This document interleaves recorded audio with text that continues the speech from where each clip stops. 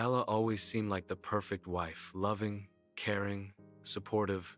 She was always by Luke's side, praising his work, attending family gatherings, and playing the role of the perfect partner. For years, Luke believed he had everything until his perfect world began to crack. Ella had a secret, one she kept hidden behind the facade of loyalty, affection, and love. She had met someone else months before, someone who made her feel alive again in a way Luke hadn't in years. She convinced herself that it was just a fling, just a momentary lapse in judgment. She could still be the perfect wife, right? She told herself it was harmless. But the late-night messages, the secret calls, and the lies grew heavier.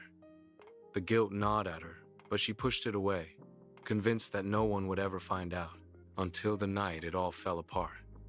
Luke had been working late, but something inside him told him to come home early. He slipped into the house quietly, thinking he could surprise Ella.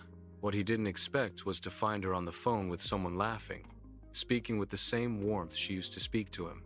The words, "I miss you," hung in the air like a heavy fog. Luke stood frozen for a moment, his heart sinking. When Ella saw him standing there, her face turned pale. The truth she had hidden for so long was now glaring at her. "Luke, I didn't want you to find out like this," she stammered, her voice trembling. Luke's eyes filled with pain, but there was no anger, just quiet heartbreak. "How long, Ella? How long were you pretending?" The silence between them was suffocating.